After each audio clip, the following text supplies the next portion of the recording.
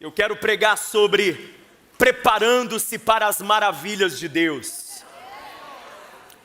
Quem crê de todo coração que Deus tem maravilhas para fazer na sua vida? Pois eu quero que você entenda que há uma forma, há uma maneira de nós nos posicionarmos para recebermos das maravilhas de Deus.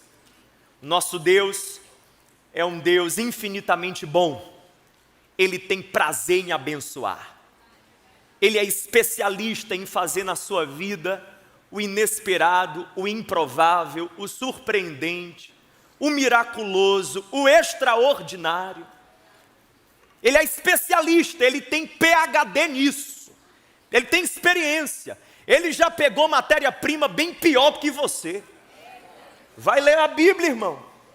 É por isso que, vez por outra, a gente lê a Bíblia e a gente não entende porque é que tem tanta carga torta aqui, que até herói da fé, pastor Ronde, é chamado. Hebreus 11, está lá. Abraão, carga torta. Sansão, carga torta. É herói da fé. É para a Bíblia testificar para mim e para você. Se Deus trabalhou com esse nível de matéria-prima e foi tão longe, imagina o que Ele pode fazer na minha vida e na sua. Não que sejamos melhores do que eles, diga-se de passagem. Abra sua Bíblia comigo em Josué, capítulo 3. Eu quero ler com você do versículo 1 ao versículo 5, para que a gente fale sobre preparando-se para as maravilhas de Deus. E em seguida, ou pelo menos após a mensagem, nós vamos ter um tempo de oração aqui, de ministração. A Bíblia diz assim: de manhã bem cedo, Josué e todos os israelitas, eles partiram de Sitim e foram para o Jordão, onde acamparam antes de atravessar o rio. 3 dias depois, os oficiais percorreram o acampamento e deram esta ordem ao povo: quando virem a arca da aliança do Senhor, o seu Deus, e os sacerdotes levitas carregando a arca, saiam das suas posições e sigam-na. Sigam o quê? A arca. A arca era o símbolo da presença de Deus. Ou seja, a instrução era: fiquem atentos ao mover da presença de Deus. Para onde Deus for, é para lá que vocês vão. O lugar mais seguro na sua vida é perto da presença de Deus. Com o Jordão fechado, com o Jordão aberto, com exércitos inimigos poderosos te esperando do outro lado, não importa, vá para onde a presença de Deus te conduz. O terreno mais escorregadio e complicado, com a presença de Deus, se torna geografia de bênção. Mas também, meu irmão, o lugar mais cheio de prosperidade e sucesso, sem a presença de Deus, é uma questão de tempo vir a sua pior desgraça. Siga a presença, olhe para Deus, para onde Ele for. Esse é o seu caminho. E o texto diz que, seguindo a arca, vocês devem manter a distância de cerca de 900 metros entre vocês e a arca, não se aproximem. Desse modo, saberão que caminho seguir, pois vocês nunca passaram por lá. Que tremendo! Deus estava conduzindo o povo de Israel por um caminho que eles não conheciam, um caminho que eles nunca tinham percorrido. Deus vai levar você em 2024 a percorrer caminhos que você nunca percorreu. Deus quer conduzir você, irmão, a lugares novos. Deus quer levar você por trilhas novas, não apenas novos destinos, mas também por novos caminhos. Você está entendendo? Ele quer te conceder novas experiências. Terão sim batalhas, mas novas batalhas, em nome de Jesus, novos sonhos, novos planos de Deus. E então, versículo 5 diz que Josué ordenou ao povo: santifiquem-se, pois amanhã o Senhor fará maravilhas entre vocês. Fale comigo bem forte: santifiquem-se, pois amanhã o Senhor fará maravilhas entre vocês. Nós estamos encerrando 2023, daqui a poucos dias, fechamos 2023. E então a gente entra no ano novo. E sempre esse período de término de um ano, início de um novo ano, é muito propício para a gente fazer uma avaliação, para nós olharmos para onde estamos indo, para onde Deus quer nos conduzir, o que Deus tem preparado para nós. É um momento muito assim adequado para a gente olhar para futuro, ou como o texto bíblico diz aqui, para esse tal de amanhã. Existe um amanhã. E é importante a gente entender as possíveis relações que nós podemos ter com o nosso amanhã. Porque guarde isso. É uma arte importantíssima você conseguir olhar para o teu amanhã com ânimo, com gosto, com vontade, com paixão, com fé, com alegria. Tem gente que quando você fala de depois, futuro, amanhã, primeiro a pessoa praticamente não tem nem conteúdo, porque ela nem coloca a mente dela lá no depois, no amanhã. Não reflete, não planeja. Outros falam assim, sabe, com a falta de empolgação, sem muito ânimo, sem muito gosto. É importante a gente, até mesmo, antes de entrar em saúde espiritual, para a nossa saúde emocional, ter uma boa relação com o nosso amanhã, ter expectativas para o nosso amanhã, olhar para ele e ver nele possibilidades de Deus. Eu penso que, de começo aqui, para a gente conversar, existem algumas maneiras de nós nos relacionarmos com o nosso amanhã. Por exemplo, a primeira delas, eu que cunhei aqui alguns termos, fez sentido para mim, espero que faça para você. Por exemplo, o que eu chamo de a maneira mágica. A maneira mágica. Tem gente que se relaciona com o amanhã como se fosse algo mágico. É mais ou menos assim. Ele olha para o futuro, aí ele diz, mas vai dar bom, vai dar certo. Mas por que vai dar certo? Não, vai dar. Porque não é possível que acabe pior do que começou. É possível, pastor, não é possível que 2024 seja pior do que 2023. Não é possível. Ainda mais que nesse tempo de final de ano, é todo mundo desejando feliz ano novo, feliz ano novo. Depois de receber tanto feliz ano novo, não é possível que o meu ano novo não seja mesmo assim bom, feliz. A gente cria-se uma relação meio mágica com o amanhã, com o depois. Crente faz isso, às vezes usando jargão. Jargão, especialmente aqueles que a gente usa para consolar alguém que está passando por um momento difícil. A gente diz assim, olha, o melhor de Deus está por vir na tua vida. O problema, meu querido, é que se a pessoa está num caminho que é uma ladeira, descida abaixo, o melhor não está por vir. Ou ela muda de caminho, ou o melhor, de fato, já foi. Entenda uma coisa, escute. A gente vai criando essa relação mágica com o amanhã. Eu quero dizer para você, o amanhã não garante nada, não promete nada, não carrega nada para mim e para você. O amanhã por si só não. Nada nos garante que o amanhã vai ser melhor do que hoje. Pastor, mas está escrito na Bíblia, o fim das coisas é melhor do que o começo. Você leia os versículos dentro do contexto, porque a mesma Bíblia fala de muita gente que acabou pior do que começou. O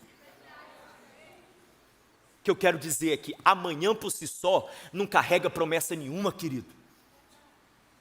Cuidado com essa relação mágica com o amanhã. Não, vai dar certo. Por quê? Não, porque vai dar. Porque vai ser bom, Deus vai abençoar, Deus vai. Segunda maneira, tem gente que se relaciona com o amanhã, eu vou chamar essa segunda maneira de a maneira desiludida. Tem gente que se desiludiu. A pessoa construiu um castelinho assim, de areia, veio a onda, derrubou, aí ele cansou. Não vai mais querer construir castelinho de areia. Eu não acredito que aquilo dali vale a pena. Deus está falando com gente aqui. As decepções, as frustrações, os insucessos, os fracassos, os problemas que você atravessou, passou, fazem você desacreditar que no teu amanhã pode dar certo e pode ser melhor, pode ser diferente. Vale a pena tentar de novo, Pedro. Vale a pena colocar suas redes de novo nas águas profundas. Porque na primeira vez você foi só você e o barco, agora é você, o teu barco e o mestre. Louvado seja o nome de Jesus. Ei!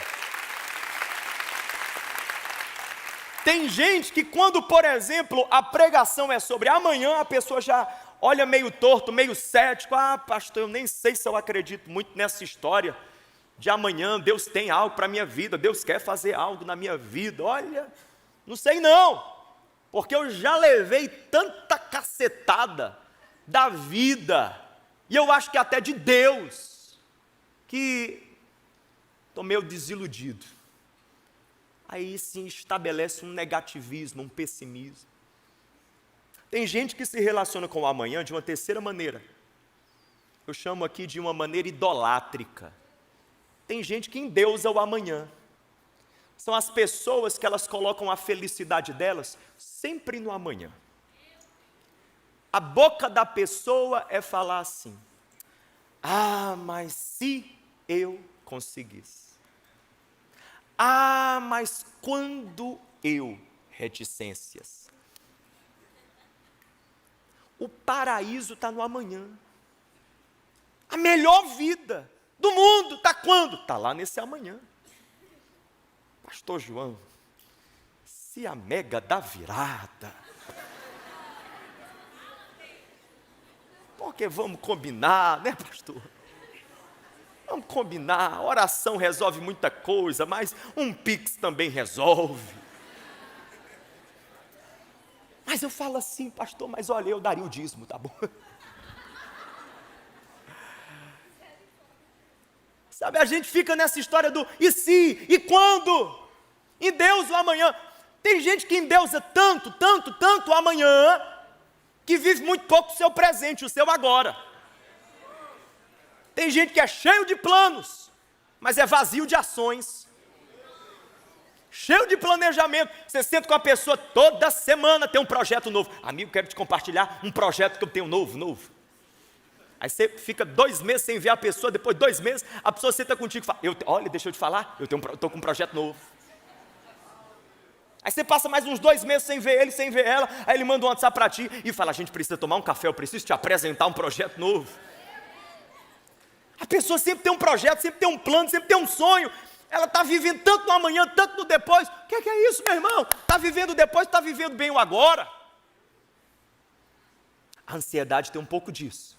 Não aquela ansiedade normal, aquela que faz parte da nossa humanidade.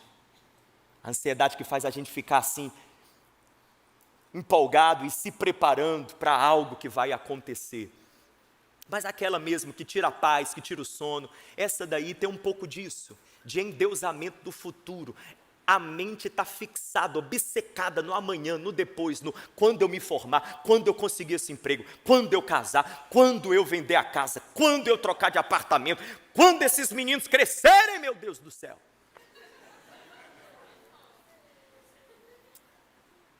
Irmão, bora largar tudo isso.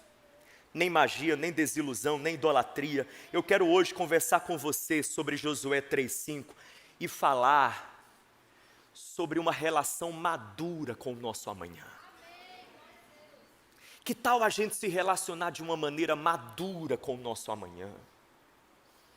E sabe o que é você se relacionar de uma forma madura com o teu amanhã? Eu vou te falar, primeiro e antes de tudo, é você entender que, glória a Deus, que o futuro carrega possibilidades.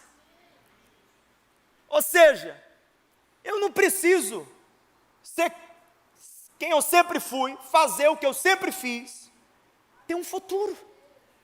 E eu posso entrar nele de outra forma, de outro jeito, eu posso viver experiências novas, eu posso trilhar caminhos novos, eu posso escrever capítulos novos na minha história. Louvado seja Deus, obrigado Senhor, porque o Senhor não fez a vida como uma foto, Ele fez a vida como um filme, e eu posso estar passando por uma cena ruim, mas é só uma cena, o filme não acabou.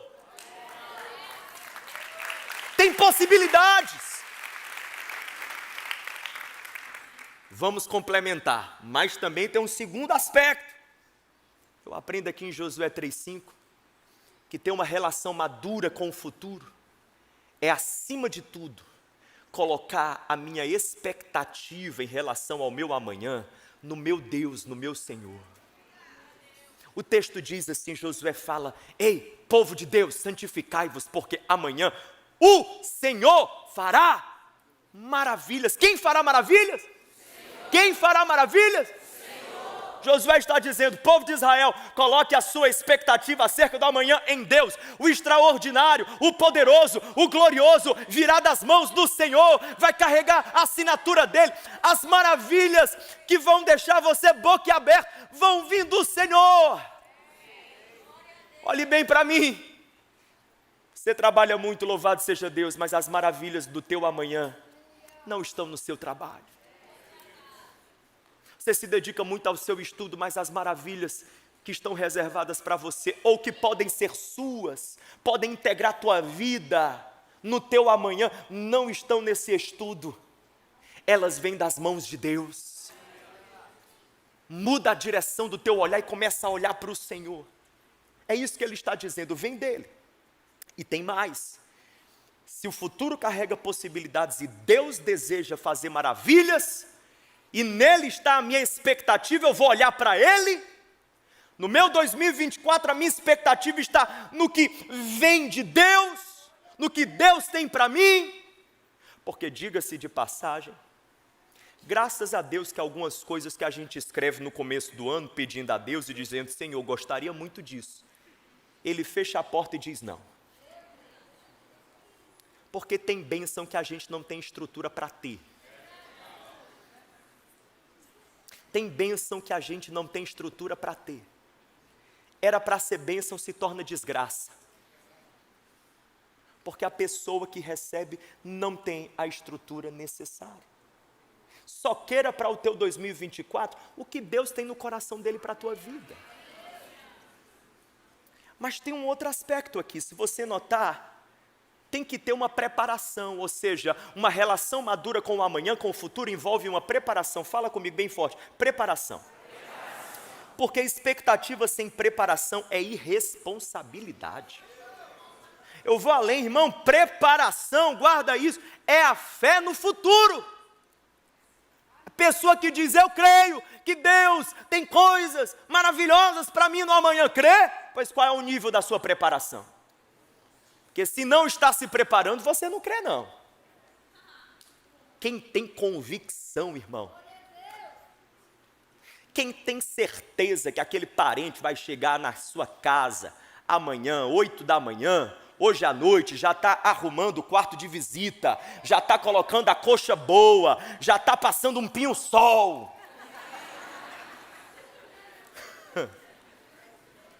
Que é o desinfetante que eu gosto, aprendi com a minha avó. Fui criado com a avó. Entende? A sua preparação fala da sua expectativa, da sua fé, da sua convicção, gente. Por isso que eu fico assim, olhando, gente que diz: ai, o irmãozinho colocou a mão na minha cabeça, profetizou, profetizou, profetizou. E o que tu está fazendo com essas profecias? A pessoa fala assim: não, porque se Deus quiser, Ele vai cumprir. Se eu disser para você que tem um monte de profecia guardada lá no céu, guardada, o camarada nasceu, viveu, morreu, e a profecia está lá guardada, o anjo pegou e disse: vou devolver para o livro. Não viveu, foi falha de Deus? Foi não se preparou. Porque quando Deus libera, você tem que entender isso aqui, está nem no escopo da pregação, mas deixa eu falar esse parênteses. Quando Deus libera uma palavra sobre a sua vida, não é para você achar que se Deus quiser assim será. Não, sempre que Deus na Bíblia falou de maneira profética, e é assim que Ele faz até hoje, quando Ele libera uma palavra profética, é para você se posicionar. É para você acordar, despertar e arrumar a casa. Então qual é a maneira madura de você se relacionar com o teu amanhã? É você colocar um sorriso no rosto e sorrir, porque o futuro tem possibilidades. Segundo, porque Deus tem maravilhas para ti, e as melhores e maiores maravilhas vão vir da mão do Senhor. Mas terceiro, arregaça as mangas, porque tem uma parcela que é tua chamada preparação.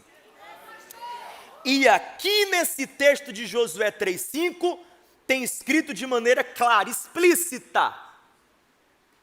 Até uma criança entende qual é a preparação que Deus pede de nós para a gente entrar nas maravilhas que Ele tem para a nossa vida. Está escrito Josué 3,5, Josué disse ao povo, santificai-vos, ou na tradução NVI, santifiquem-se. Fale comigo bem forte, santifiquem-se. Pois amanhã, o Senhor fará maravilhas no meio de vós.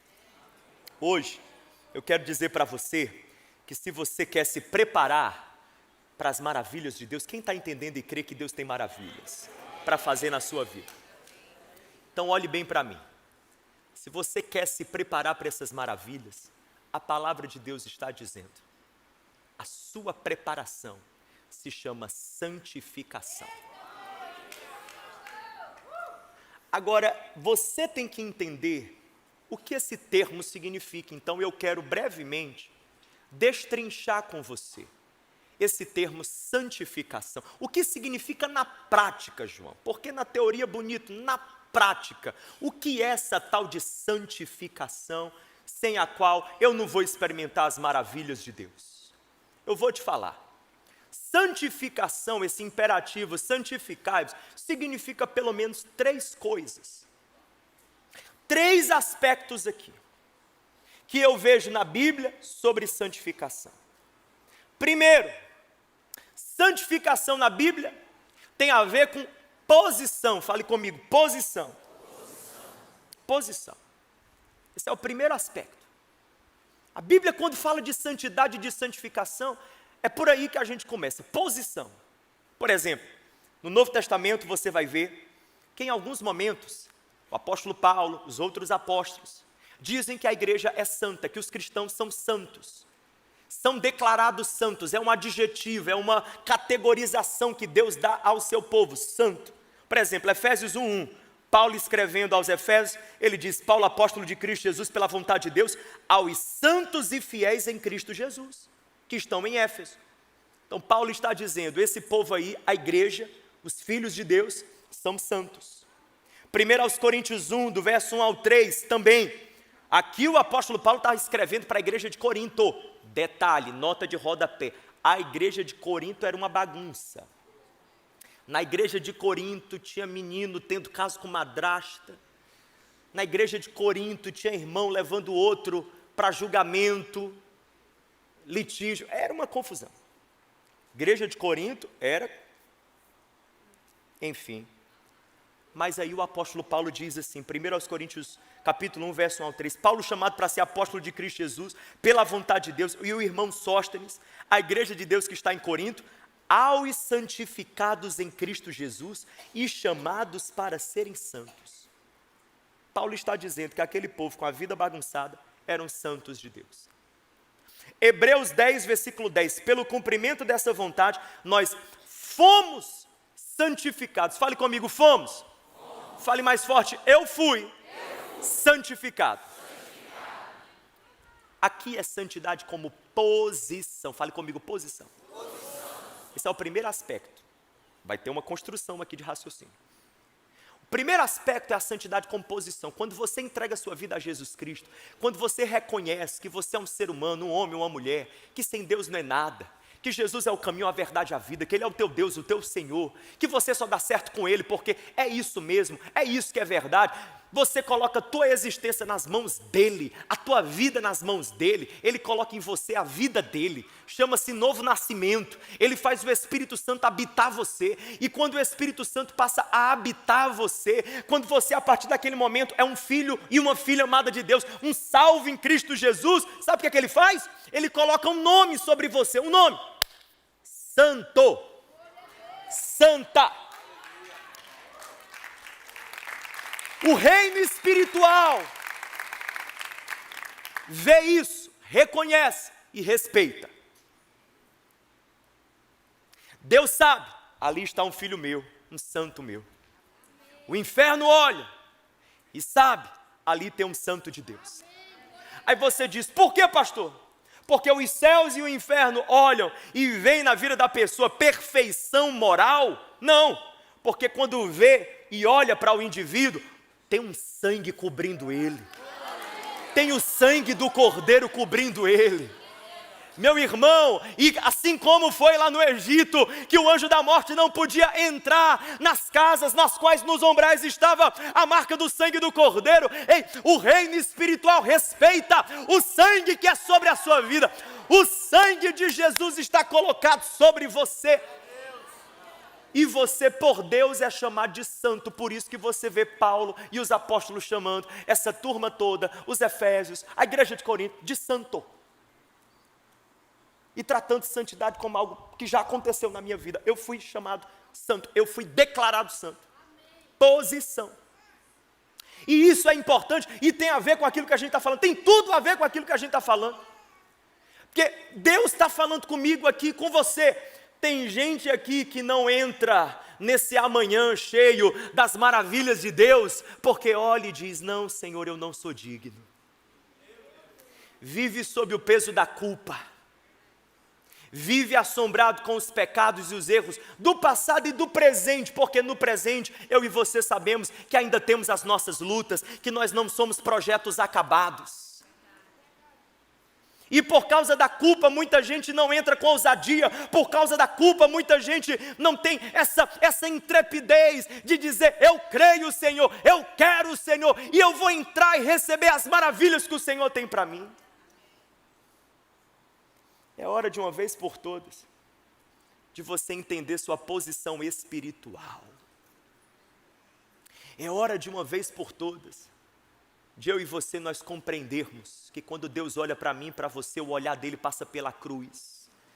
E é por isso que ele nos aceita e nos aprova e nos chama de filhos e filhas de Deus. É hora de eu e você, de uma vez por todas, quando o diabo bater na nossa porta para querer nos acusar e nos condenar, a gente abrir a porta e olhar para a cara dele e falar assim, é um santo de Deus que está aqui. É uma santa de Deus que está aqui. Lavado, remido pelo sangue de Cristo, perdoado, eu estou perdoado, perdoado do que fui, do que sou e ainda do que eu serei. Eu estou justificado, eu estou salvo, ponto final. E a boa obra que ele começou na minha vida, ele vai concluir. Posição. Esse é o primeiro aspecto. Se você quer verdadeiramente ser alguém que entra nas maravilhas de Deus, você precisa curar a sua identidade, sabendo quem você é, sua posição espiritualmente. Pare de deixar esses rótulos e esses estigmas apequenarem você. É o adúltera, é o viciado, é a divorciada, é o descontrolado, é a desequilibrada. Arranque esses estigmas, arranque esses rótulos. Isso vem do maligno, isso vem do inferno. Ele quer dizer para você que você não é digno, que você não merece. Ele quer impedir você de entrar nas maravilhas de Deus, porque Deus tem maravilhas preparadas para você. Tome posse do sacrifício que Cristo fez na cruz do Calvário, coloque sua fé e confiança nisso. Tome posse daquilo que Ele completou ao verter seu sangue, e ao abrir aquele túmulo no terceiro dia, e ressuscitar dentre os mortos. Tome posse, você está sentado com Ele nos lugares celestiais, em Cristo Jesus, sobre principados e potestades. Assuma sua identidade espiritual de filho e filha amado de Deus. Eu sou um filho amado de Deus, amado. E o amor de Deus por mim não é esquizofrênico. O amor de Deus por mim não é, sabe, assim, zigue-zague. Uma hora tá bom, outra hora não tá, a depender de como anda meu comportamento. Não é isso. Porque quando Ele olha para mim, o seu olhar passa pela cruz. Eu estou coberto pelo sangue de Jesus Cristo. Segundo, a santidade não é apenas uma posição, fale comigo, processo. Na Bíblia também é um processo. Porque uma vez que a gente nasce de novo e é um salvo em Jesus, assim, eu vou usar isso de maneira simbólica, é como se Deus colocasse um novo RG na sua mão, um novo CPF, você agora tem uma nova carteira de identificação. E lá está escrito filiação, o Deus Pai, Filho e Espírito Santo. Você tem agora uma nova identidade. Você agora é filho do rei, mas tem um detalhe, a sua cultura não é de filho do rei. Seus padrões mentais, emocionais, comportamentais, familiares, conjugais, não é ainda de filho do rei. Você saiu da plebe para a realeza em 1 segundo, mas a plebe ainda não saiu de dentro de você. É Israel, que para sair do Egito foi um momento, a travessia do Mar Vermelho foi o mais fácil, difícil foi tirar o Egito de dentro daquele povo. Aí, meu irmão, custou 40 anos de deserto. Santificação na Bíblia também é um processo. Por exemplo, Hebreus 10, 14. Por meio dele, por meio de um único sacrifício, ele aperfeiçoou para sempre os que estão sendo santificados. Nos textos que eu li anteriormente, a santidade era algo do passado. Nesse daqui, ela é algo que está acontecendo no presente. Aí você pergunta, pastor, qual é a resposta? Eu já sou santo ou eu estou me tornando santo? Eu digo para você, as duas coisas. Você já é santo em termos de posição, pois o sangue de Cristo te cobre, mas você está sendo feito santo, está sendo santificado, porque a cada dia o Espírito Santo está trabalhando em mim e em você, para fazer aparecer em nós a pessoa de Jesus, o caráter de Jesus, a imagem de Jesus. Deus, meu irmão, é como um grande artista, que ele coloca assim ao lado o seu Filho Jesus Cristo, a obra acabada, e eu e você, ele pega a pedra bruta, e ele vai lapidando com o cinzel e o martelo, e vez por outra ele pausa e olha, opa, para chegar aqui, deixa eu fazer uma curvazinha aqui. Ele pausa, espera aí, para parecer mais com meu filho aqui, opa.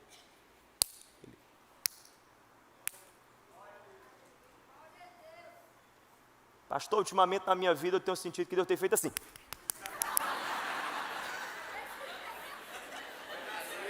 Eu precisava dizer isso. A ilustração estava tão poética. Deus tem um projeto na sua vida, o projeto dele se chama Jesus. Jesus. Formar Jesus em você. Porque você, na melhor versão possível, mais humano possível, mais verdadeiro possível, é você parecidíssimo com Jesus Cristo. Então, minha irmã, você pode ter certeza que até ele completar a obra, vai ter muita martelada por aí. Lapidando, moldando, ajeitando, consertando, ministrando, curando, libertando. Santidade como um processo. Efésios 5:8, porque outrora vocês eram das trevas, mas agora vocês são luz, agora vocês são luz. Eu vou repetir para alguém que está nesse lugar, agora você é luz, você nasceu de novo. Então, diz o texto, vivam como filhos da luz. Já que Deus, o Pai, te deu uma identidade nova, uma carteira de identificação nova, agora faça jus a essa carteira. Já que Ele te colocou na realeza e te deu lugar no palácio e te pôs na mesa, então aprenda, tenha bons modos, a etiqueta da nobreza. Irmão, santidade como processo, como transformação. Deus quer transformar o nosso entendimento, a nossa mentalidade, os nossos valores. Deus quer desconstruir hábitos, Deus quer desconstruir atitudes, e Deus quer construir algo novo em mim, algo novo em você. Mudança, meu irmão. Aí você diz, pastor, mas olha, assim, nesse processo aí eu não sei. Será que eu estou nesse processo? Será que já estou vivendo esse processo? É simples, basta você olhar para si mesmo e você fazer a seguinte pergunta: o que é o pecado hoje na minha vida? O pecado na minha vida é acidente de percurso? Ou o pecado ainda é um padrão constante em minha vida? Basta você fazer essa pergunta. O pecado me incomoda? Outra pergunta. Ou não me incomoda? O pecado faz diferença?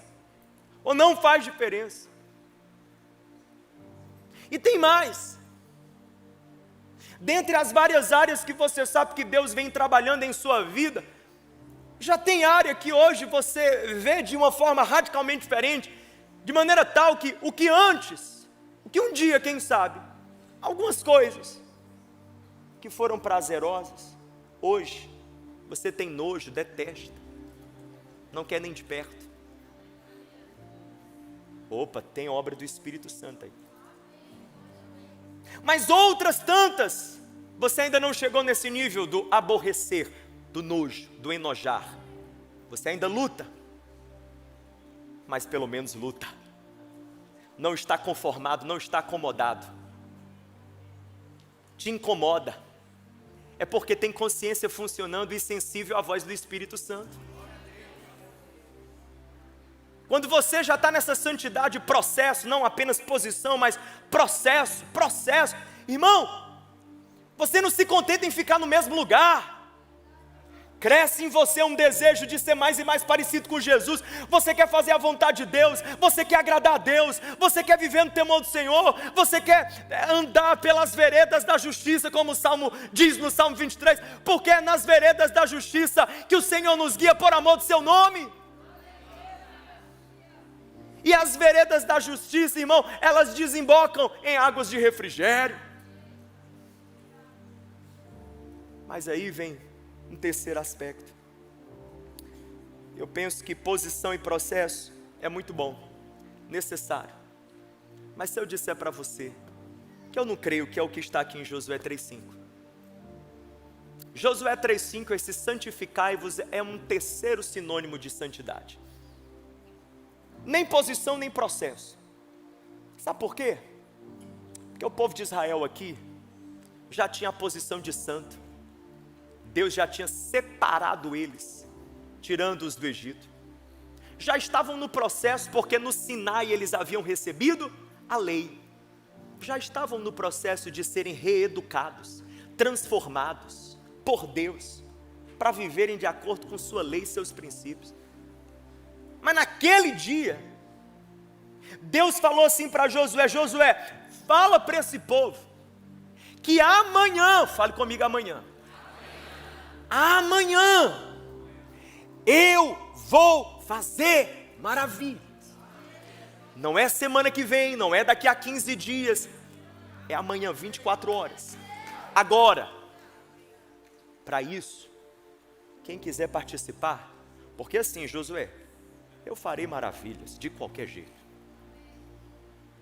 Se eu vou fazer com meia dúzia, ou com 120, ou com 1.200, ou com 12 mil, ou com 120 mil, ou com 1.200.000, aí é outra história.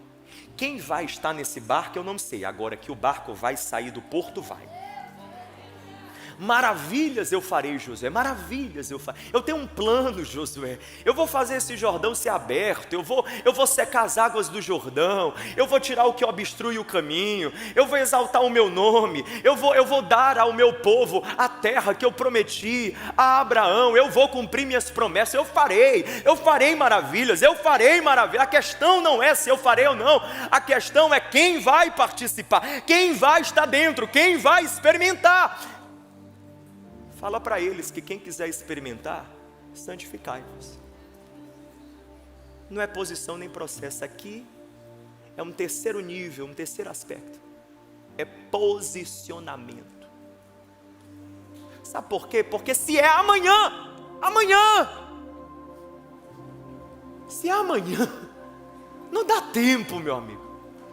Não dá tempo assim da pessoa atravessar todo um processo de amadurecimento espiritual, de transformação interior. Isso daí a gente leva a vida toda. Santificação como processo é a vida toda. Então Deus não estava ali pedindo do povo que eles fossem, olha bem para mim, que forma. Deus não estava pedindo que aquele povo fosse uma obra acabada da noite para o dia. O que Deus estava pedindo daquele povo é que eles se posicionassem, que alguma coisa eles fizessem, que alguma impureza eles arrancassem das tendas deles, que alguma veste suja eles lavassem, que algum ídolo eles quebrassem, que algum pecado eles confessassem, alguma coisa, que eles mostrassem disponibilidade, que eles mostrassem disposição, que eles mostrassem, não de boca, mas de forma concreta, de forma em atitudes, que eles estavam dispostos a viver as maravilhas de Deus. Então por isso Deus não mandou o aviso 15 dias antes, Ele mandou um dia antes. Ele disse, é 24 horas, esse povo tem 24 horas. Esse povo tem 24 horas. E eu fecho com isso aqui. E se Deus chegar para mim e para você hoje, e Ele disser, filha, amanhã eu vou fazer maravilhas. 24 horas. Você tem 24 horas. Eu e você certamente diríamos, pai, em 24 horas não dá para eu resolver a vida toda.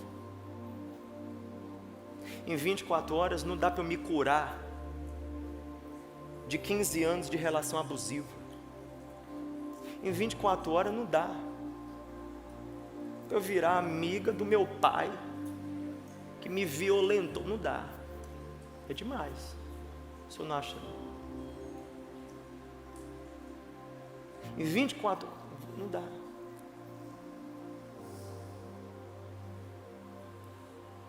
Aí o Senhor diria assim para mim e para você, eu sei, eu não estou pedindo que em 24 horas você seja uma obra acabada, eu só estou pedindo que você faça alguma coisa,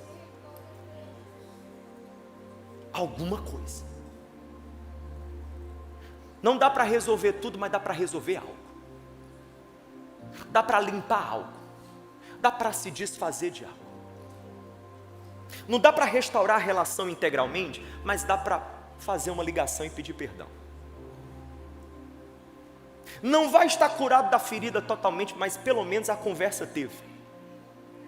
O perdão ainda não está sentido, mas pelo menos foi proferido. Não dá para mudar, não dá para mudar, não dá para mudar tudo, sabe?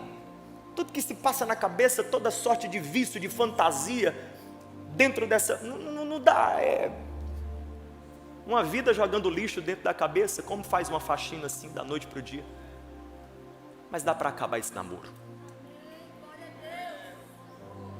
dá para marcar a conversa e dá para acabar, dá para cortar essa relação que é tóxica, alguma coisa dá para fazer, alguma coisa dá para fazer, alguma coisa dá para fazer, alguma coisa. 24 horas, Senhor, não dá para dar 15 dias, não, amanhã eu vou fazer maravilhas, amanhã,